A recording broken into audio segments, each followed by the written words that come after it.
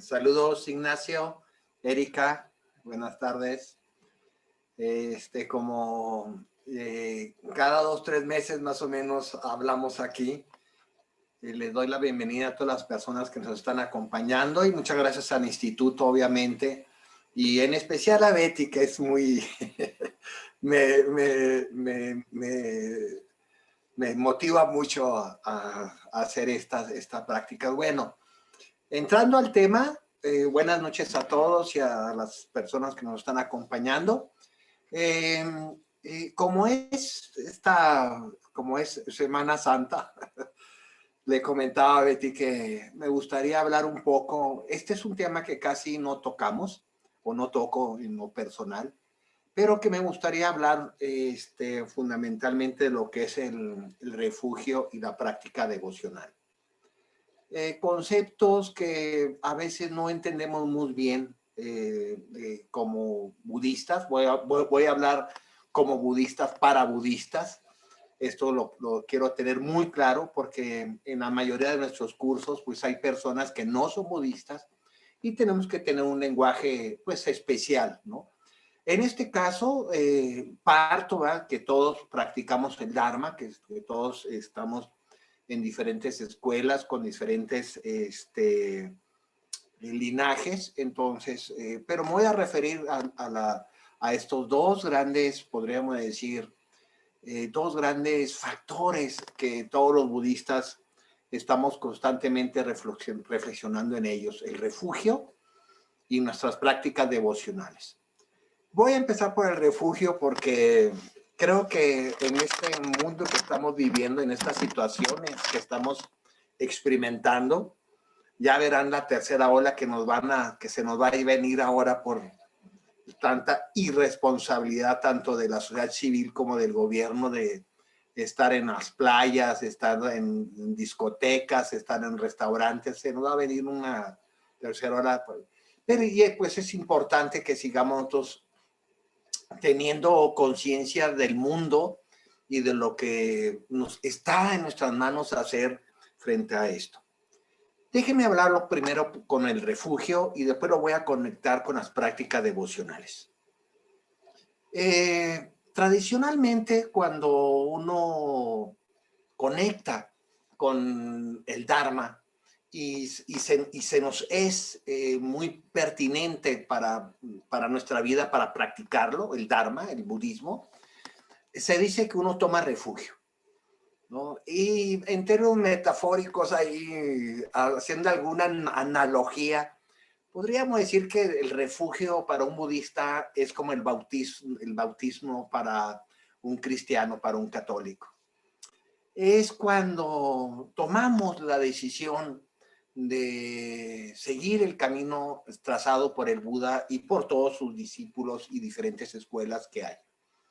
El refugio es, en términos muy concretos, algo que está insertado en lo que podríamos, y eso lo vamos a ver un poquito más adelante, lo que podemos llamar la práctica devocional. Pero, ¿qué es el refugio? Hay que pensar muy seriamente este tema si uno quiere tener un desarrollo espiritual más o menos decente, en que todos, independientemente que seamos espirituales, religiosos, ateos, etcétera, todos tenemos refugios.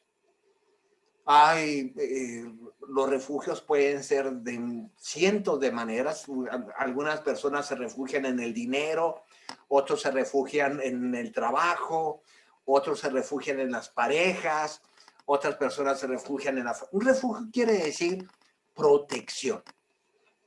Y esto es un primer elemento que tenemos que pensar como budistas. ¿Cómo te proteges? Y después viene la segunda pregunta: ¿de qué nos protegemos? Bueno, y aquí sí quiero hablar de los cuatro,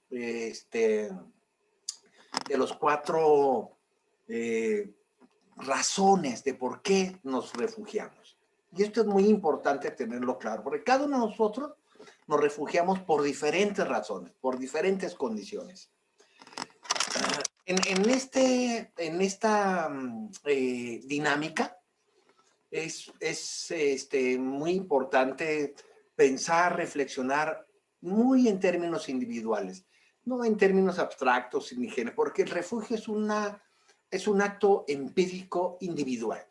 Claro, después se hace a través de las comunidades y las sangas, pues se hace, podríamos decir, ya comunitario, pero antes que nada es un acto individual, es un acto completamente personal, porque una de las características del budismo, por lo menos en Occidente, en Oriente no, estoy hablando de Occidente, es que uno se hace budista ya adulto. No nacemos budistas aquí. En otros países sí, obviamente estoy hablando de Sri Lanka, Tailandia, Myanmar, Vietnam, del Tíbet o lo que queda del Tíbet, en algunas zonas de China, de Rusia, donde las poblaciones, las regiones son budistas. Ahí sí se nace budista. Aquí no. En Occidente todavía no tenemos ningún país de mayoría budista. Entonces no nacemos budistas, nos tenemos que hacer budistas ya maduros, ya en etapas ya muy adelantadas, y algunos llegamos al budismo ya a los 30, 40, 50 años, ¿no? Entonces sí hay que tener esta conciencia que en Oriente, en los países budistas asiáticos, sí se nace budista, aquí no. Aquí nos hacemos budistas. Y eso nos hace una gran diferencia con otras religiones. Otras religiones, aquí sí se nacen cristianos, se nacen católicos, se nacen judíos, se nacen, ya en muchas regiones, incluyendo en México, se nacen musulmanes, ¿no? Ya hay familias, ya hay prácticas, ya hay zonas donde ya se nace bajo una cultura. En el budismo occidental todavía no llegamos, no tenemos ni siquiera un pueblo, un pueblo que podemos decir, ahí es un pueblo de dominan la práctica budista o el budismo. No, ni eso tenemos. No tenemos ni una colonia, pues. Y no tenemos ningún fraccionamiento. Ahí ese fraccionamiento la mayoría son budistas. No, estamos completamente dispersos y todo. Pero con el tiempo, pues llegará si todo nos es favorable kármicamente, en que podamos ir construyendo en un futuro, esperemos que a corto plazo, algunas regiones, algunos pueblos, algunas ciudades ya mayoritariamente budistas. Y esto es muy importante porque uno llega al budismo por muchas razones. Pero hay una que podríamos decir que es genérica, ¿no? Que podríamos decir que es por la razón de, de los peligros que tiene la vida. El refugio lo hacemos para protegernos básicamente del sufrimiento y del dolor. Y así como muchos nos refugiamos en objetos mundanos, y no estoy haciendo una crítica de lo mundano como despreciable, sino en lo cotidiano, cuando uno conecta con la práctica del budismo, pues conectas con una propuesta de bajar el refugio mundano y elevar el refugio espiritual. Lo mundano, les decía, pues nos refugiamos, la mayoría nos refugiamos dinero, familia, pareja, algunos partidos políticos, ideologías, en la ciencia. Otros también, sin crítica alguna, se refugian en las drogas, otros en el alcohol, otros en el sexo, otros en el consumo. La pregunta es muy sencilla. ¿Dónde te escondes para enfrentar los peligros de la vida? Todos nos escondemos. Tenemos escondites. Unos son muy materialistas, otros son más mentales, otros son más emocionales. Y eso es también una manera en que el budismo se consolida en nuestra presencia como persona. Básicamente, podríamos nosotros reflexionar en 4 tipos de causas que nos empujan, que nos motivan a tomar refugio en el budismo. La primera de ellas, obviamente, es cuando nos damos cuenta, por eso les decía que es muy importante que tengamos conciencia cómo llegamos al budismo, lo frágil que es nuestro cuerpo. La primera causa es la fragilidad de nuestro cuerpo. Muchos de ustedes seguramente llegaron al budismo después de una grave enfermedad, o muchos de ustedes seguramente llegaron al budismo después de un fuerte accidente, o de una experiencia que los conectó muy pegadamente a la muerte. Entonces, y nos damos cuenta de lo frágil que es nuestro cuerpo, nuestra existencia material. Y eso es muy comprensible y muy válido. Decir, híjole, este cuerpo que tengo es tan débil, tan frágil,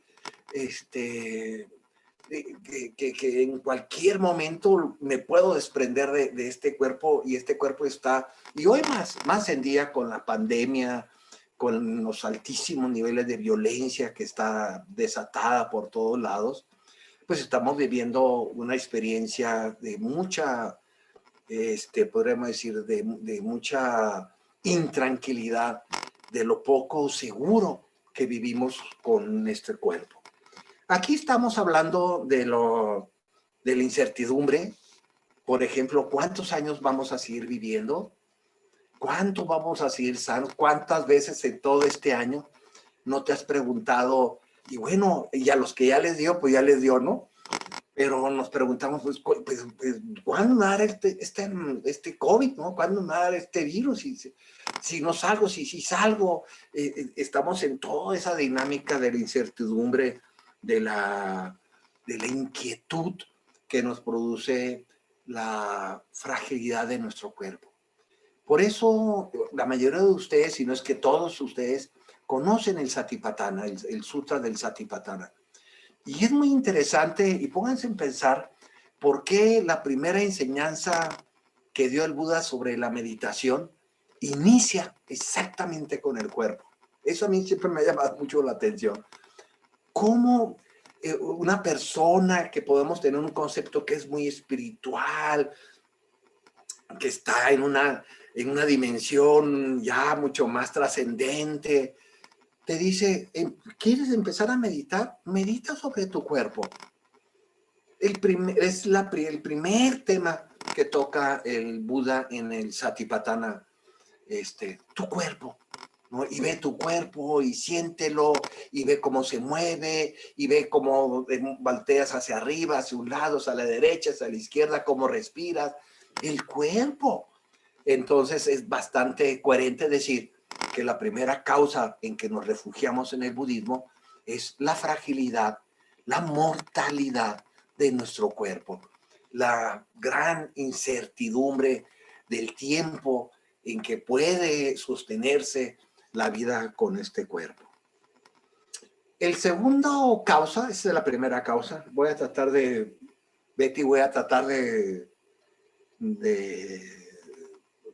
dar unos 30 minutos más o menos a esto. Oiga, sí les voy a suplicar que algunos de ustedes se pongan en video, porque me siento muy raro. En mis cursos Zoom todos me siento muy raro no verlos y no sé con quién estoy hablando. ¿Qué pasa, maestro? Que, bueno, nos dan la instrucción de que apaguemos la cámara porque por YouTube estamos en vivo y luego nada más sale la cara de nosotros si hay algún movimiento, entonces para que salga nada más usted. Bueno, Pero pero bueno, yo estaría aquí. está muy raro. Bueno, los que le puedan poner el video, pónganlo, porque así me siento más personalizado. Me siento muy raro hablándole a puras letras. Lo sé, lo sé. Aquí me... En nuestros cursos Zoom todos estamos, casi muy la minoría es la que se quita el video. Y si es más sanga, pues se hace más comunidad, pues, ¿no? Se hace menos frío. Está muy frío así las puras letras, nomás, pero está bien, ¿no? Es una petición nomás con cariño. Si lo quieren hacer está bien, si no está bien también. Bueno, la segunda causa es lo que podríamos llamar nosotros, desde el punto de vista budista estoy hablando, es el temor que le tenemos al renacimiento. Para un budista, y hay muchos memes al respecto, no sé si los han visto, El renacimiento es una pesadilla, es nuestra pesadilla. El estar años y años practicando, meditando, purificando, desintoxicando nuestro mundo interno, con la idea, porque pues esta es una misión de cualquier budista, es no renacer en el samsara de nuevo. O si renacemos en el samsara, lo hacemos por una práctica del bodhisattva, con una práctica de regresar a este mundo para ayudar a bajar y eliminar el sufrimiento de los seres sintientes. Pero en general podríamos decir que el refugio lo utilizamos también nosotros como una herramienta para bloquear, para sabotear los renacimientos que nos quedan en el futuro. Esto es muy interesante porque los renacimientos que no están estructurados desde un punto de vista del bodhisattva son renacimientos, podríamos decir, negativos. No queremos, y mucho menos si nos ponemos a pensar un poco como lo hace los theravadistas y como lo hace el budismo tibetano, el no querer renacer en mundos inferiores al ser humano. Como todos ustedes saben, desde el punto de vista budista hablamos de 6 reinos o 6 planos de renacimiento o 6 universos, ¿no? Esos 6 universos son de abajo para arriba, son el reino de los infiernos, el reino de los espíritus ávidos o pretas, el reino de los animales. Después vienen los otros 3 reinos, que es el reino de los seres humanos, que es donde estamos ahorita, los reinos de los semidioses o los asuras, y el reino de los dioses o de los suras o los divas, como les quieran llamar ustedes. En el Lamrim del budismo tibetano se dice que en el segundo tema del Lamrim se dice que el renacimiento humano, pues es el renacimiento más podríamos decir, de mejores condiciones para la iluminación respecto a los otros 5 reinos. Y realmente, por cierto, hay un 7º reino, ¿no? Que es el reino de los, los que están en la transición del bardo, ¿no? Que se dice en el budismo, los que están en la transición entre la muerte y el nuevo renacimiento. Realmente hay 7 reinos, no 6, pero en general hablamos de estos 6 reinos. Y allí, como una motivación fundamental en el Lamrim, se habla de la necesidad de que tenemos que tener terror, así se dice, ¿eh? Tenemos que tener mucho miedo en renacer en los reinos inferiores, en renacer en los infiernos, tanto el frío como el caliente, en renacer como un espíritu ávido, es decir, un espíritu de codicioso, un espíritu ansioso, y no se diga renacer como animal. Y la toma de refugio en la práctica budista nos ayuda a bloquear esta conciencia para que no renazca en ninguno de estos 6 reinos que son empujados precisamente por nuestras acciones kármicas negativas. Es evitar a toda costa volver a renacer hacia abajo. ¿Y qué es lo que nos permite, además del refugio, bloquear o sabotear esta posibilidad de no renacer en mundos inferiores? Por cierto, hay ciertas escuelas del budismo, entre ellas el budismo Shan, el budismo chino, algunas escuelas del budismo chino, ellos postulan que cuando uno llega a renacer como ser humano, esto es interesante también, ya no es posible que bajes. Eso es muy buena noticia, ¿no?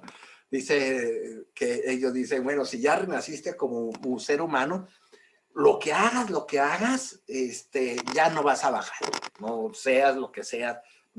La mayoría de las escuelas budistas no comulgan con esta idea, sino que manejamos lo que llamamos nosotros, yo le llamo así como una manera muy sencilla de explicarnos, la contabilidad kármica, ¿no? en la medida en que nosotros cultivamos y desarrollamos más karma positivo que negativo, en esa medida tenemos un mejor renacimiento, pero en la medida en que nosotros cultivamos más karma negativo que positivo, pues vamos hacia los reinos inferiores. De hecho, todos ustedes también conocen la rueda de la vida, de la muerte del tibetano, esa famosa rueda de los 4 círculos. El segundo círculo, bueno, el primer círculo es el círculo de la codicia, la aversión y la ignorancia, ¿no? Que están representados por una serpiente, por un puerco y por un gallo, un pato, ahí nunca se sabe muy bien. Y el segundo círculo es un círculo donde están personas de blanco cayendo hacia una zona negra y personas que están subiendo de una zona negra a una zona blanca, que son los renacimientos negativos y los renacimientos positivos. Está hablando precisamente de esta segunda causa de protección. Nos queremos proteger de los renacimientos inferiores, no de los superiores, de los inferiores, sí. Y por eso tomamos el refugio en las 3 joyas, como vamos a ver más adelante. La tercera causa de por qué tomamos refugio es muy importante también, quizá es la más sensible y la más concreta. Tomamos refugio básicamente porque queremos superar la experiencia de la insatisfacción. Queremos superar la experiencia de la ansiedad. Y este es un tema también muy sensible para nosotros.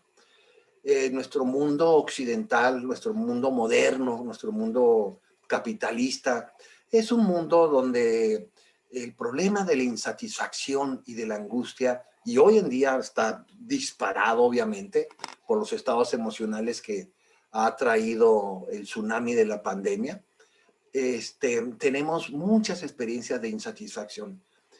Quizá ya en nuestro mundo que vivimos hoy en día, en general, el dolor ya no es tan problemático.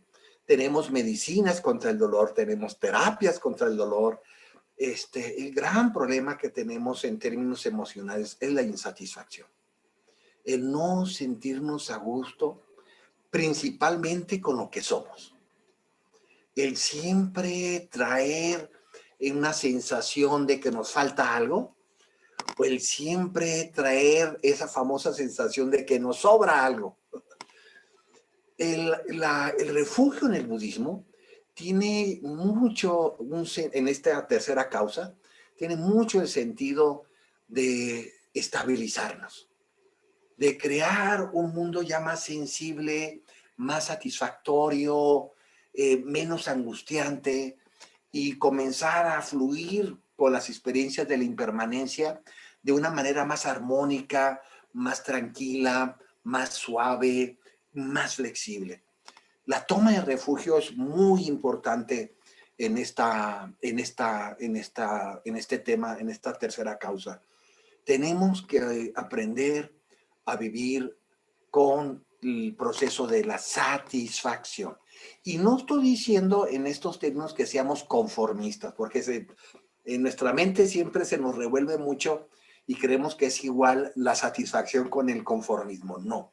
La satisfacción es un estado de aceptación de las condiciones tanto internas como externas que estamos viviendo. Tú aceptas eso.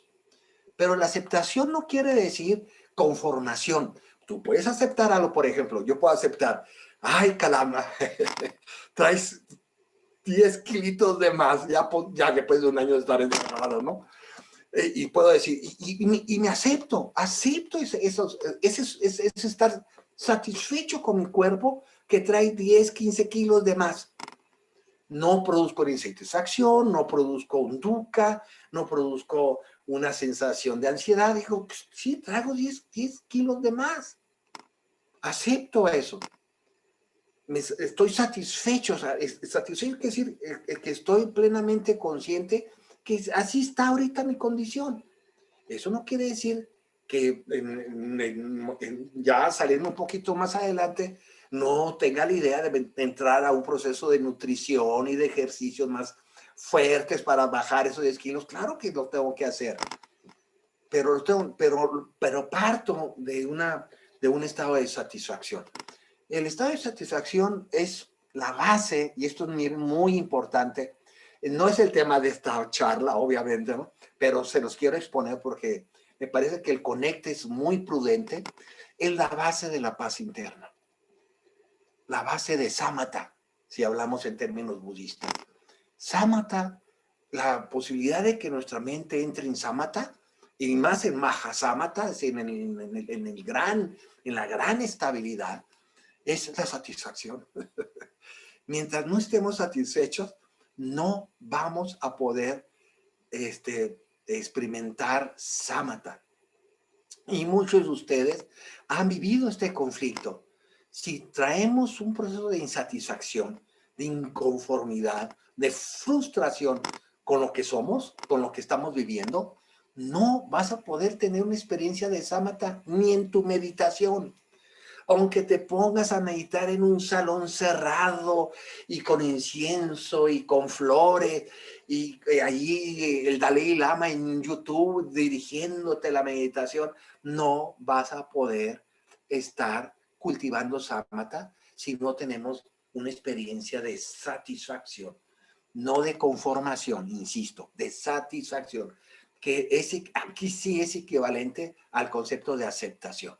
Nos aceptamos, nos tranquilizamos, tomamos conciencia de qué es lo que sí podemos cambiar y qué es lo que no podemos cambiar a través de Vipassana, y entonces lo que sí podemos cambiar, le metemos tiempo, le metemos energía, le metemos ciencia, le metemos empiria, le metemos práctica, y a lo que no podemos cambiar, lo abandonamos. Y esa es la estrategia que en esta tercera causa de por qué tomamos refugio, tenemos que estar muy conscientes de por qué lo hacemos.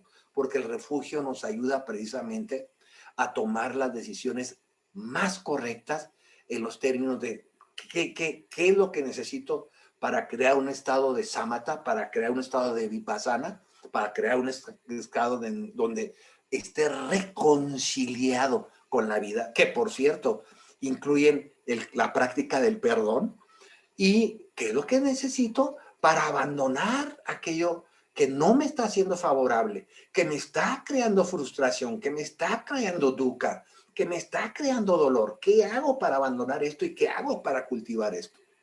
El Buda habla en varios sutras de esta estrategia. Y el cuarto y último, híjole, a ver si me alcanza a hablar de la devoción. El cuarto y última causa de refugio es, es más, podríamos decir, más en términos de psicología. Nos refugiamos en el Buda, en el Dharma y en la Sangha. Ahorita voy a hablar de esas tres. Básicamente para abandonar nuestro ego, para abandonar nuestra egocentricidad, para abandonar nuestro ensimismamiento. Y esto es muy importante. Cuando uno toma refugio, me imagino que ya la mayoría de ustedes tomaron refugio en el Buda, en el Dharma y en la Sangha. Lo hiciste básicamente porque querías un poco salirte de ti, salirte de tus problemas, de tus conflictos, de tus ensimismamientos, de tus prejuicios, de tus frustraciones, de tu ira, de tu coraje, de tus ansiedades, y decir, quiero irme a otro lugar, ya estoy harto de mí. ¿No? Uno se harta de uno mismo y por eso tomas refugio y dices, quiero el Buda, quiero el Dharma, quiero la Sangha. Es muy importante también esta cuarta y última reflexión sobre de por qué tomamos refugio los budistas. Lo tomamos porque necesitamos abandonar este ego.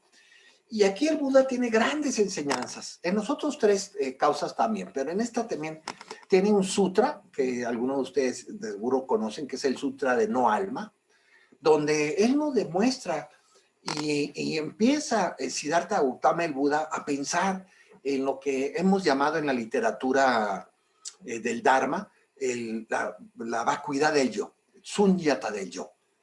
Y uno puede pensar a veces así si no tienes mucho que hacer, ¿no? Te pones a pensar, ¿por qué Siddhartha Gautama, el Buda, se pone a pensar y da enseñanzas sobre este no yo? ¿Por qué tanta importancia a este no yo? Al convencernos que no existe este ego, este ser que es permanente, fijo dentro de nosotros, sino que todos nosotros estamos en constante flujo, y son todos los sutras que el Buda Siddhartha Gautama le dedica el Nihana Dharma, que se llama Los 5 agregados del yo, ¿no? Que son sutras y sutras y sutras, enseñanzas del Buda, que insiste en que no hay ese yo, no hay ese Atman en nosotros. Cuando uno se da cuenta de ahora como decía Kundera, de la insoportabilidad del yo, en la levedad del yo, tienes tú que tener la visión de que lo tienes que llenar con algo. Ok, no hay un yo, no hay un ego aquí en esto, pero si te quedas ahí nomás, te vas fácilmente a lo que se llama al nihilismo, ¿no? Tenemos que, en esta transición crítica en nuestra práctica del Dharma, de abandonar nuestro ego, cuando abandonamos nuestro ego, cuando abandonamos nuestra egocentridad, es muy doloroso, porque lo que estás haciendo es desarticulando lo que crees que eres. Y nunca es agradable un proceso de desarticulación de identidad. Es doloroso, es sufriente. No es, qué rico, ya no soy lo que creo que soy, ya abandoné lo que soy. No es así, no es gracioso la transición, la crítica a nuestra identidad, a nuestro ego, a nuestra egocentricidad. ¿Por qué? Porque le hemos dedicado tanto, y desde el punto de vista de la teología budista, le hemos dedicado vidas y vidas a eso que le hemos llamado ego o Atman, y resulta que no existe. Es como si tú te echaras al océano y buscaras en el océano Pacífico una isla que se llamara Tarata, y te pasaras años y años buscando esa isla de Tarata, y llegas a Grecia y te reúnes en una asamblea de puros marinos, y tú dices, llevo años buscándola. ¿Hay alguien aquí que conoce a Tarata, la isla de Tarata? Tengo 30 años buscando. He ido a cursos, he ido a conferencias, he ido a retiro para encontrar mi yo, mi ser, mi Tarata. Y todos los demás marinos empiezan a reír. ¿Sabes qué? No existe. Pues no te vas, los demás sí se van a reír mucho de ti, pero tú no te vas a reír, porque le ha dedicado años y años y vidas a buscar algo que no existe. Tarata no existe. Este cuarto factor de refugio es muy importante, porque es la manera en que nos reconciliamos. Esto no, pero esto sí existe. Sí existe el Buda, existe el Dharma, existe la Sangha. Aquí están mis marinos, aquí está la verdad. Me están diciendo que no hay Tarata, no hay ego, no hay Atman. Órale, ya no busco eso, ahora me voy por otro lado. Y esta es la cuarta causa. ¿Qué es lo que hacemos? Bueno, aquí yo voy a tocar unos 10, 15 minutos sobre la devoción. Miren, la práctica del refugio en el Buda, que es nuestro maestro, nuestro doctor, el Dharma, que es nuestra medicina, que es la manera en que nos curamos, y la Sangha, que son las personas que nos acompañan en curarnos de esta enfermedad que le llamamos sufrimiento o dukkha. Es un ritual que se hace bajo la estructura de una práctica devocional. Y me voy a tomar unos 15 minutos para ir cerrando esta, que es la cuestión devocional. Y lo voy a ligar con la práctica del refugio. El budismo en Occidente, allá por los años 70, 60, 70, que llegó bajo el formato del budismo Zen. El budismo Zen, fundamentalmente el japonés y el coreano, fueron los primeros que llegaron en Occidente. Y si estás aquí en México, y bueno, los que están en Argentina también, van a darse cuenta que de los inicios del budismo en nuestras tierras, en nuestros países, vino bajo el formato del budismo Zen. Esto es muy explicable porque cuando termina la Segunda Guerra Mundial, en uno de los tratados que hace Estados Unidos con Japón, cuando cierran ya el conflicto de la Segunda Guerra Mundial, se propusieron hacerse grandes intercambios culturales entre Estados Unidos y Japón, podemos decir, entre Occidente y lo que es Japón ahora.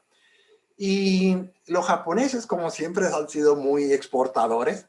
Lo primero que hicieron exportar aquí, inclusive en México, y Argentina, y Brasil, y Colombia, en los 60 y 70, exportar sacerdotes zen, que exportaron primero. Después empezaron a exportar otras mercancías, pero primero exportar, si quieres conocer mi cultura, pues ahí te va, el budismo. Y no sigue en Estados Unidos. A mí me maravilló la otra vez, hace algunos años estuvimos en San Diego, California, y me maravilló la cantidad de templos zen que hay nomás en San Diego, en Los Ángeles. Es impresionante, de verdad es impresionante. Ya son templos que tienen 30, 40, 50 años con una sólida base de practicantes y de economías y de cultura. Pero podríamos decir que después del budismo zen vino ya en los 80s y 90s básicamente, la ola, podríamos decir la ola del budismo tibetano. En gran parte gracias a la gran fuerza de medios de comunicación que tiene el Dalai Lama, un excelente promovedor, aunque él dice que no promueve, pero claro que lo promueve, del budismo tibetano, un maestro ejemplar que tenemos. Pero pues ahorita, como muchos de ustedes pueden ver, hay una convivencia muy pacífica, por cierto, y de mucha cordialidad entre estas dos grandes corrientes o escuelas del budismo actual en Occidente, el budismo Zen, incluyendo el budismo Chan chino y el budismo tibetano, entre otros, no quiero descalificar a otros, pero estos son los dos grandes tendencias. Y en todos ellos, en todos sin excepción alguno, existe la ceremonia de la toma del refugio, que es el primer acto devocional que hacemos los budistas, seas lo que sea, aunque tú digas, no, yo no soy devocional, y no. Cuando tomas refugio es un acto de... ¿Por qué es un acto devocional? Esto es muy importante, porque miren, el budismo tiene un gran, ¿cómo les puedo decir? Un gran espacio en lo que es el intelecto, en lo que es la racionalidad. De hecho, yo personalmente, se los cuento así como de cafecito, yo entré al budismo porque me convenció su altísimo nivel de argumentos y conceptualización. Vengo yo, ya no soy tanto, espero, ¿no? Pero yo venía de mucha academia, me formé ya finalmente en el Colegio de México, pues imagínense. Entonces lo conceptual, el argumento, me conectó de una manera impresionante. Pero me fui dando cuenta con los años que era muy importante la práctica, el otro lado del budismo, la práctica ritualista, la práctica devocional, lo que podríamos llamar con mucho cuidado la práctica de la fe. Porque si nos quedamos en la racionalidad, como tiende mucho a quedarse, por ejemplo, las personas que utilizan el budismo como práctica psicológica o práctica filosófica exclusivamente, que está bien, no lo estoy criticando, pero me parece que se quedan muy cortos en lo que puede proporcionar la que es, podríamos decir, una visión más genérica del budismo. La práctica racional, conceptual, intelectual, argumentativa, tiene que acompañarse de una práctica más sentimental, más emocional, más creativa, más lúdica, más imaginativa. Y ese mundo, en el mundo devocional, no funciona el argumento, porque yo me he discutido con otros budistas en esto. En el mundo devocional no metamos la lógica y la razón. No funciona. Es absurdo querer hacer de las emociones un pensamiento y es absurdo querer hacer de los pensamientos una emoción. Son cosas, sí están conectadas, obviamente, no estoy diciendo que no, pero no son lo mismo. En la práctica, le voy a poner un nombre, en la práctica analítica del budismo, ahí sí entra la lógica, la razón, la definición correcta de los conceptos, la estructura de las categorías correctamente jerarquizadas, la lógica, inclusive la matemática. Acuérdense que el budismo es muy matemático. Miren, nomás pónganse a pensar. Los 3 sellos de la realidad, las 4 nobles verdades, los 7 factores de la iluminación, los 8 factores del noble camino, los 5 agregados. ¡Úchale! Y ahí sale los 32 signos del Buda. Y ahí dale. Está llena de números. El campus analítico del budismo está llena de números porque están llenas de argumentos y de razones. El campo devocional está llena de imaginaciones. Está llena de eones, de billones y billones de renacimientos. Está llena de billones y billones de bodhisattvas. Está llena de billones y billones de universos. Ahí se destraba completamente la lógica matemática del budismo analítico y se convierte en una práctica devocional. ¿Qué es devoción? Devoción es una entrega de confianza sobre algo que no entendemos muy bien, pero que nos disponemos a absorberlo. Y esto se conecta con el principio de la fe. Cuando tú tomaste refugio, cuando dijiste yo tomo refugio en el Buda, yo tomo refugio en el Dharma, yo tomo refugio en o Namo Buddhaya, Namo Dharmaya, Namo Sangaya, como quieras, como hayas tomado tu refugio, o yo tomo refugio en el Buda como mi maestro, yo tomo refugio en el Dharma como mis enseñanzas y tomo refugio en la Sangha como mi comunidad espiritual para ayudar a todos los seres sintientes, etc. Cuando tú haces eso, no sabes en lo que te estás metiendo, para empezar. Cuando uno toma refugio, lo tienes que hacer con un principio de fe y de mucha confianza, porque al no estar iluminados, no entendemos a cabalidad lo que es el Buda, mucho menos entendemos lo que es el Dharma y mucho menos entendemos lo que es la Sangha. Y decimos, yo confío porque me late. Así, ¿cuántas veces ustedes me han dicho eso? Uy, cuando se conectaron con el budismo, oh, me late. Así decimos, ¿no? Me late quiere decir, pues me conecta, me siento, está bien, oh, me llama la atención, sí, voy para allá.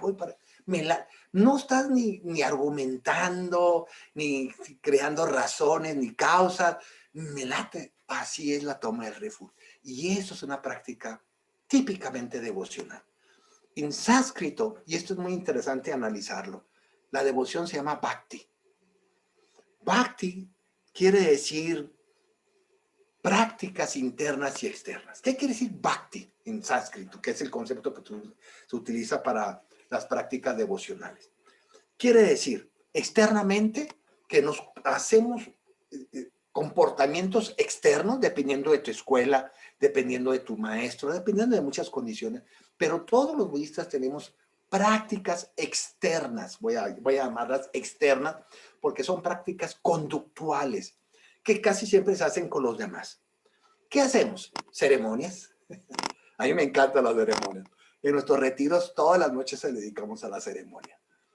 ¿Qué hacemos? ¿Qué hacemos? Rituales. Rituales quiere decir cosas que repites. Si te levantas tu diario y lo primero que dices, me refugio en el Buda, en el Dharma y en el Sangha, y todos los días y todo, llevas años haciendo eso, lo estás convirtiendo en un ritual. Hacemos procesiones. Algunas personas van a la India, otros van a Nepal, otros van al Tíbet, otros van aquí a Valle del Bravo. Para los que no son de México, en Valle del Bravo tenemos dos estupas grandísimas que la gente, que a veces no podemos viajar y vamos allá y damos la vuelta como burritos ahí, y oh mani padme hum, oh mani padme hum. Hacemos procesiones, caminamos, corremos, como parte de nuestra práctica externa devocional. Y después tenemos nuestras prácticas internas, que son más desde el punto de vista de la evangelización del Dharma. Las internas son más importantes que la externa. ¿Cuál es la práctica devocional que tú tienes más importante internamente? La meditación. Tú te sientas a meditar. Bueno, todos nos sentamos a meditar y no sabemos cómo vamos a terminar. Y cuando te sentaste las primeras veces a meditar, dices, híjole, ¿en qué me metí? No, pero me dijo fulano, me dijo mi maestro, me dijo mi amiga, que me iba a sentir mejor. Lo voy a hacer, voy a hacer. Tienes confianza. Tienes fe en que te va a funcionar la meditación. Esa es tu primera práctica devocional interna, meditar. Y por eso la mayoría de nosotros terminamos meditando solos.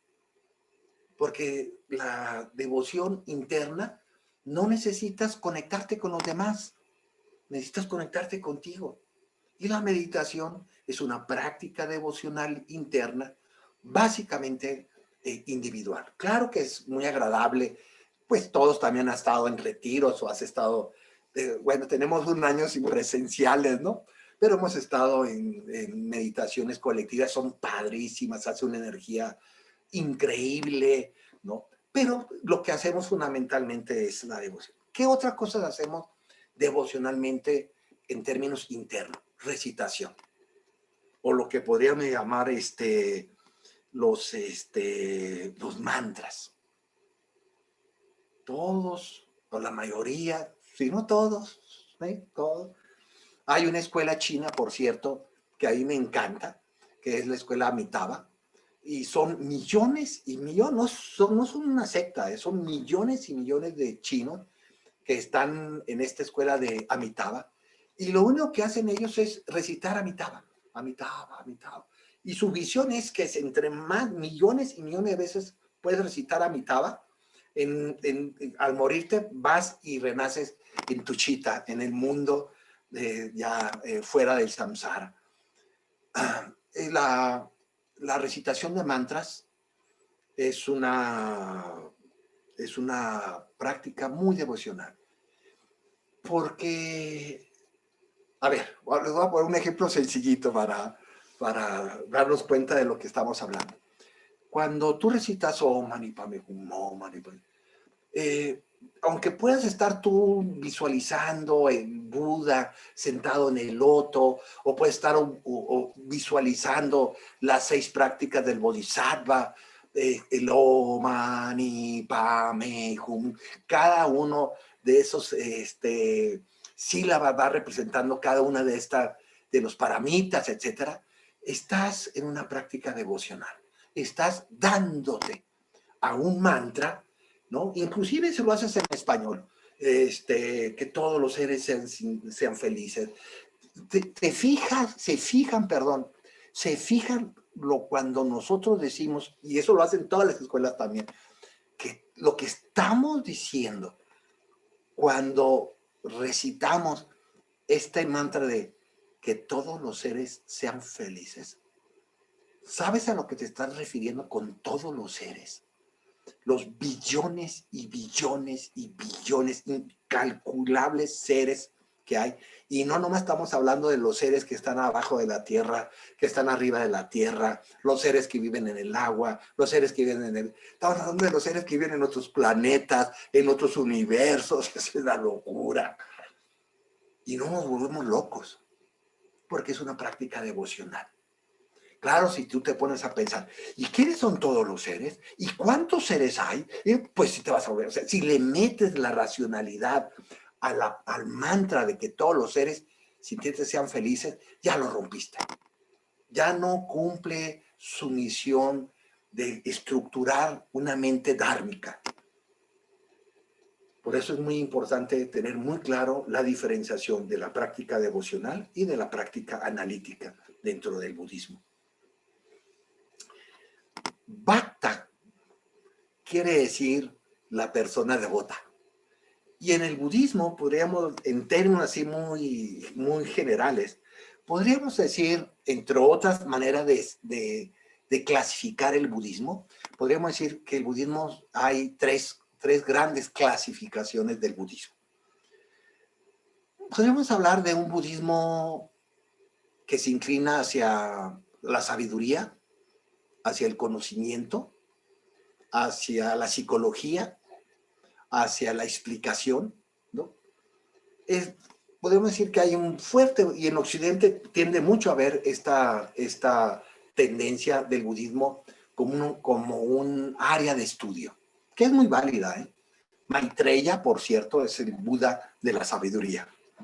Después hay otra sección que es muy poderosa también hoy en día, y ojalá sea cada vez más, que podemos decir que es la tendencia a cultivar la compasión, a cultivar el amor, el cariño, la ternura hacia todos los seres sintientes.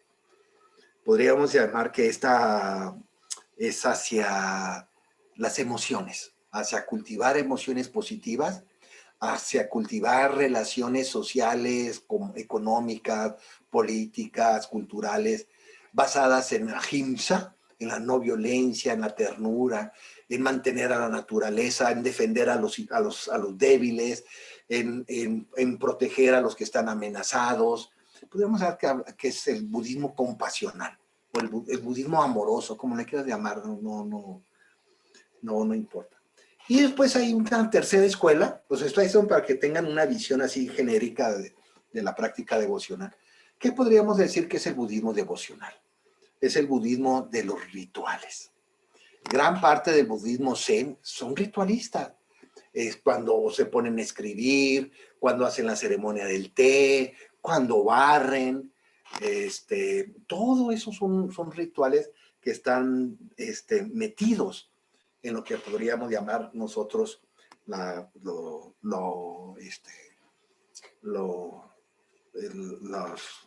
devoción. Híjole, pues me quedan muchos temas, Betty, pero no me gusta robar tiempo y ya me he procurado autodisciplinarme mucho.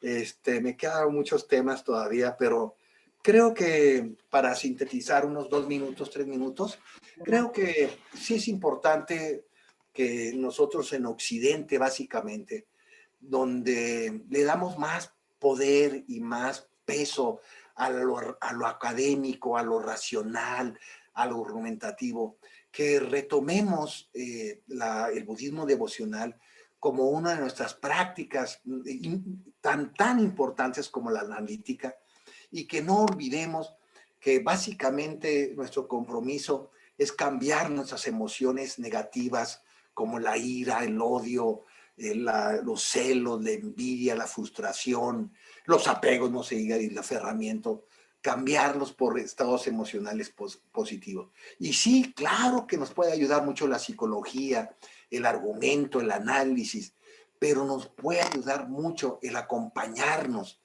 con las prácticas devocionales, que es donde está, podríamos decir, el calor del Dharma, es donde está la ternura de las prácticas budistas, nuestros rituales, nuestras ceremonias, que nos llenamos de incienso. Yo me acuerdo de muchos de nuestros retiros que hemos tenido en Budismo Libre.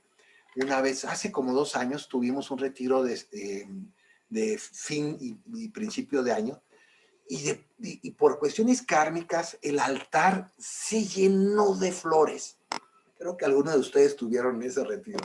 Se llenó, era una cosa, realmente el retiro tomó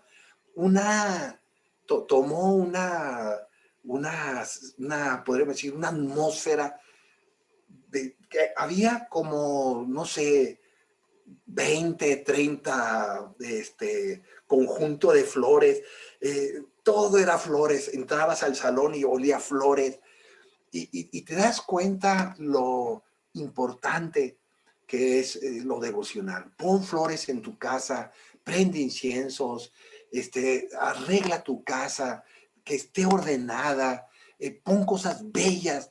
Si no te gusta un mueble, tíralo. Si no te gusta un adorno, tíralo.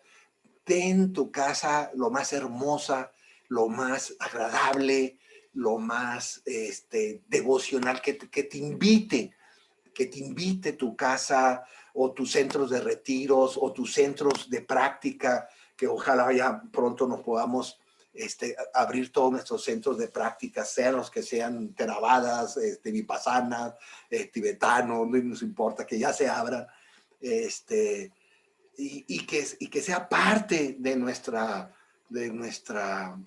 que nos acompañe la belleza, que nos acompañe la devoción, la ternura, la poesía en nuestra práctica del Dharma. Sí es importante la razón, claro que es importante la razón, pero es igual de importante tu corazón. Tu corazón no se maneja con lógica, con argumento. Nuestro corazón se maneja con ternura, con emociones, con sensaciones, con conexiones con el mundo, con el cosmos, con los millones y millones de bodhisattvas, con los miles y miles de seres sintientes que están sufriendo, con los miles y miles de seres que están buscando ser felices y no sufrir. Y ahí se conecta nosotros. Y ahí está la red. Por eso el Buda Siddhartha Gautama era muy devocional. Sí, era muy racional. Tú puedes leer sutras del Buda increíbles, ¿no? De una racionalidad, de una puntualidad que todavía yo creo que no hay nadie que lo haya superado al Buda. Bueno, por eso somos budistas, ¿no? Si no, no seríamos budistas. Pero vean también sus sutras devocionales, que son increíblemente mágicos, conectados con esta confianza cuando nos damos al Buda, al Dharma y a la Sangha, que son nuestro verdadero refugio. Es allí donde nos refugiamos, y nos refugiamos con esta capacidad devocional que está impregnada del perfume de la confianza, del amor y de la compasión. Es todo, Betty. Muchas gracias por su escucha. Muchas gracias, Marina. Te cedo la palabra para las preguntas y respuestas. La verdad es que un tema que le apasiona, que se hizo que se me chinara la piel, todo lo que nos dijo al final, es verdad. Todos somos parte de esta gran sangha y de esta enseñanza. Sin una no puede existir la otra. Marina, te dejo el micrófono. Gracias, gracias, profesor Calama. De verdad que excelente, me gustó muchísimo. Yo que vengo del Zen, que practico el Zen desde hace muchos años, pues sí, el ritual, todo lo que es la parte ritual en el Zen es muy importante. También es importante porque nos ayuda a captar esa atención, observación sobre nosotros mismos. Creo que es parte importantísima del ritual, ¿no? El poder, el estar atento nos ayuda a enfocar más la mente. Bueno, quería ver si habían preguntas, pero hay una pregunta que quería hacerle sobre la fe, ¿no? Siempre se habla en el budismo que no hay dogma de fe. Voy a ser aquí como abogado del diablo, ¿no? Pero sobre todo para la gente que nos está escuchando, que a lo mejor tiene muy poco, conoce muy poco del Zen, ¿no? Si no hay dogma de fe, entonces esa fe es la fe en la práctica, en el Dharma, en la confianza. Sí, es que el concepto de fe para nosotros está estructurado mucho en la cultura judeocristiana. Y desgraciadamente se conecta mucho con el dogma. Pero nosotros, por lo menos en el budismo tibetano laico, hablamos de 3 tipos de fe. Hablamos de la fe de la autoridad. Por ejemplo, tenemos fe en el Sutra del Buda, ¿no? Cuando uno lee un sutra y sabes que viene del linaje de Buda, del Siddhartha Gautama, pues tienes fe en que estás leyendo una enseñanza autóctona, ¿no? Que es una fe. Ya lo crees, aunque no lo hayas leído. Esa es la primera fe. La segunda fe, le llamamos la fe es sobre los textos sagrados, ¿no? Por ejemplo, muchos de nosotros no hemos leído muchos sutras, no hemos leído el Dhammapada a veces, no hemos leído a Shantideva, el guía del Bodhisattva, pero tú tienes fe y es más, puedes tener hasta ahorita ese libro de Shantideva ahí en tu biblioteca y no leerlo, pero ahí lo tienes, porque tienes mucha confianza y fe en que es un texto sagrado de mucha sabiduría. Y después hablamos de la tercera fe, que es la fe que podríamos decir la fe en el conocimiento, la fe intelectual, ¿no?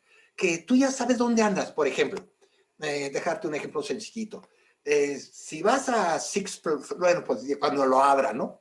Si vas a Six Flags, a que es una zona de juegos, te van a dar un mapa, ¿verdad? Te dan un mapa. ¿Están de acuerdo? Te dan un mapa. Y entonces tú, en ese mapa hay diferentes caminos. Aunque tú no estás viendo, esa es la tercera fe, aunque tú no estás viendo el juego de los carritos que tú quieres ir, aunque no lo estés viendo tú empíricamente, tú dices, si tomo este camino, voy a llegar a los carritos. Eso es fe. Porque ni has visto el juego de los carritos y estás en un mapa, que es un mapa que no es la realidad, obviamente, sino es una representación simbólica de esa realidad, y tienes fe en que ahí están los carritos, porque hoy te lo dieron en la entrada, tú ves que nadie está rezongando que el mapa ese es una mentira, ¿no? Y esa es podríamos hacer la fe del conocimiento. Cuando la fe no tiene estas 3 características, es una fe dogmática. Y ahí pues sí entramos, el budismo, eso lo hemos dicho muchas veces, el budismo no maneja la fe dogmática. Y a mí me gusta más bien hablar de, el budismo no maneja dogmas, que es diferente, ¿no? O sea, principios no fundamentados. Perfecto, buenísimo, gracias. Bueno, en el chat tenemos una pregunta de Ivette Motolimia. Dice, la desarticulación del ser, la cual conlleva al abandono del ego, tiende a suceder en la soledad únicamente. Eso es una pregunta. Entendiendo la soledad como un estado del ser en la cual está sin compañía. O, pregunta, ¿es necesario el sufrimiento para que se lleve a cabo esa desarticulación? ¿Qué es más prometedor para crecer en el ser? ¿Hacerlo, la desarticulación en el sufrimiento o en la soledad sin sufrimiento?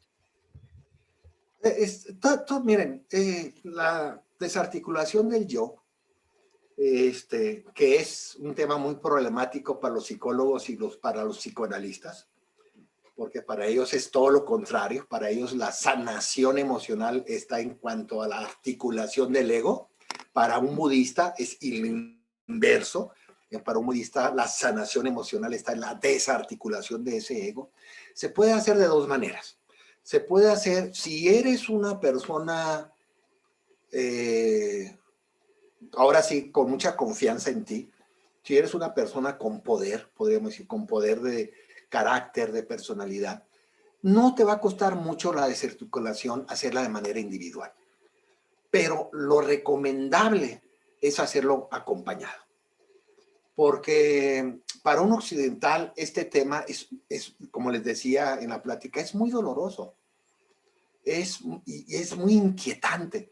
Y es muy fácil caer en el nihilismo, caer inclusive en actitudes suicidas si desarticulamos el yo y no lo reintegramos en la perspectiva desde el punto de vista budista del refugio de las 3 joyas. Porque entonces sí, si desarticulas el yo y no llenas ese vacío con nada, pues vas a estar en la depresión, en el sinsentido de la vida, en completamente vacío internamente. Entonces todo depende de la personalidad. Si tienes una buena personalidad, una personalidad bien hecha, bien estructurada, no le veo mucho problema que está, como le hacen los solitarios, ¿no? Los practicantes solitarios. Y de esta desarticulación del ego o del yo con mayúscula, hacerlo de manera individual. Pero lo más recomendable, para eso es la sangha, para eso existe la sangha, para que esta desarticulación egoica, ¿no? La hagamos acompañados, es lo mejor, ¿no? Para eso es la sangha, los amigos espirituales, que por cierto se llaman mitras, ¿no?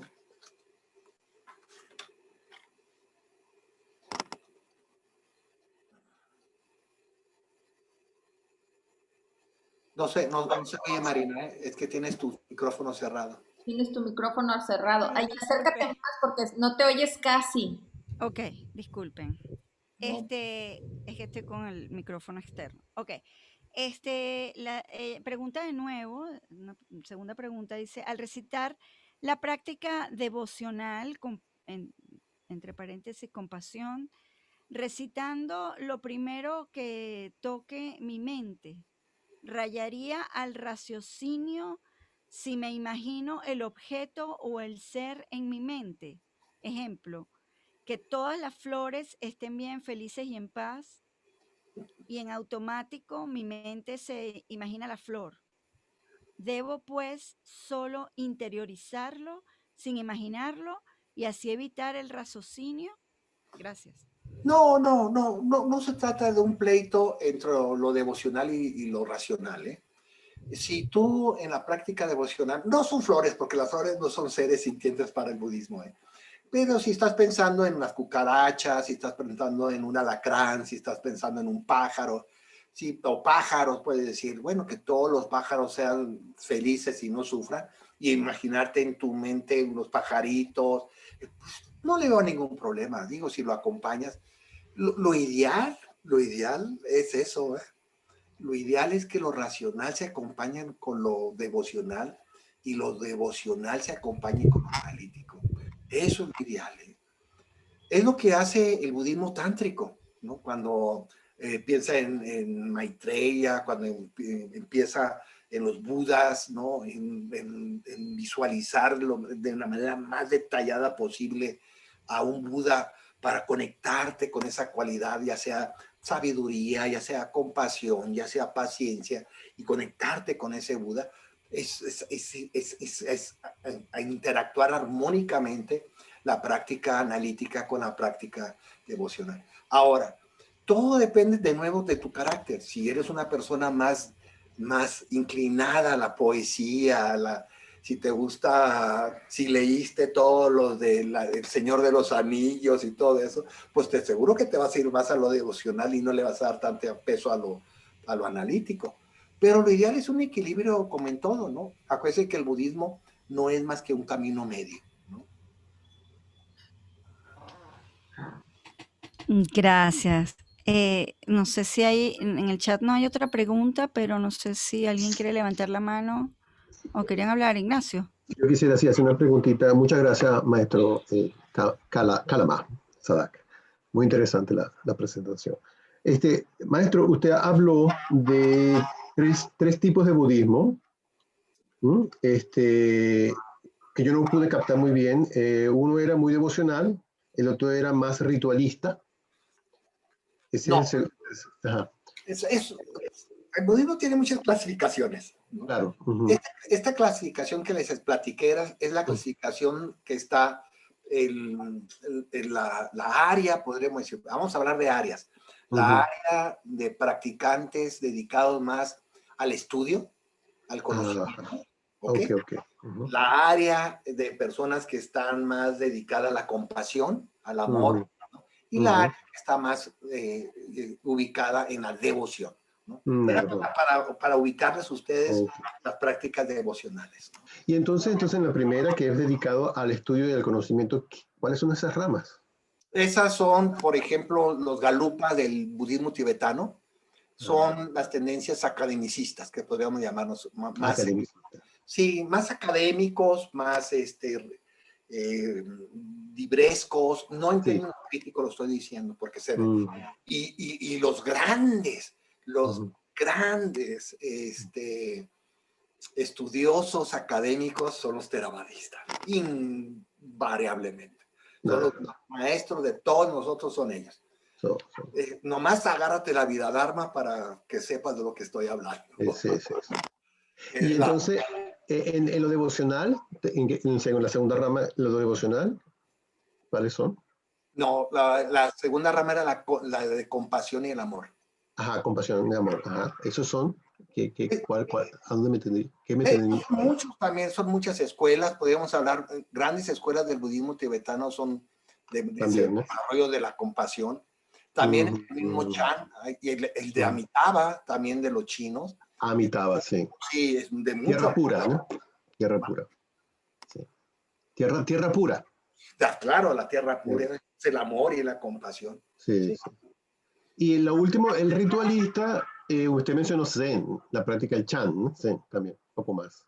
Que puede ser un poco devocional, pero también es más ritualista, ¿no? Claro, sin lugar a dudas, los maestros del ritual budista son los budistas Zen. Por eso todo el mundo se encanta con ellos. Aunque el budismo tibetano, algunas ramas también son más ritualistas, ¿no? Sí, no sé si Nyingma. Los Nyingma son ritualistas porque son más apegados a lo que se llama las religiones antiguas del Tíbet, ¿no? Bon. Sí, el más tradicional. Sí, entre más está acercado la escuela al Bon, más ritualistas se hacen. Bueno, fíjate que los galupas, que son del siglo XIV, que es la línea del Dalai Lama, pues empezaron en el siglo XIV y el budismo tibetano empezó en el siglo VII. Por eso son más académicos los del gorro amarillo que les dicen, ¿no? Sí. Gracias. Ok. Gracias Ignacio y gracias profesor Kalama, de verdad que excelente. No sé si hay otra pregunta o alguien quiere abrir micrófono y preguntar algo directamente. Puede hacerlo ahora.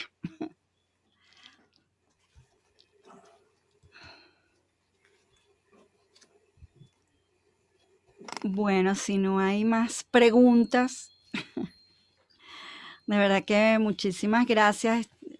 Excelente. Es un tema bastante largo también que podríamos seguir hablando mucho más, pero bueno, más adelante en el año quizás podemos volverlo a tocar o tocar otros puntos importantes, sobre todo con lo que es los votos, la toma de refugio, que siempre, inclusive en las diferentes ramas, aunque casi todas es lo mismo prácticamente, pero siempre tiene su variante, ¿no? También la parte cultural del budismo entra y diferencia, ¿no? Sobre todo el budismo tibetano que tiene tantas escuelas y tantos linajes. Pero bueno, es hermoso también. De verdad que muchísimas gracias, Betty. Y no sé si el profesor quiere decir algo antes de despedirnos. Pues muchas gracias a ustedes por su presencia, esperando que estas prácticas que hacen Marina, Betty, Ignacio, todos ellos, el esfuerzo del instituto, el centro, etcétera, sean benéficos para cada uno de nosotros, ¿no? Y muchas gracias, Betty. Gracias. Mi amiga. Muchas gracias. No, maestro, muchísimas gracias. Tomamos refugio en sus enseñanzas, tomamos refugio en Dharma, en Sangha y en sus enseñanzas, maestro. Muchísimas gracias. Como dice Marina, es un tema para mucho, mucho más. Por ahí nos quedamos con lo del shamatha. Para la próxima, por favor. Sí. Por favor, porque suena para muy interesante.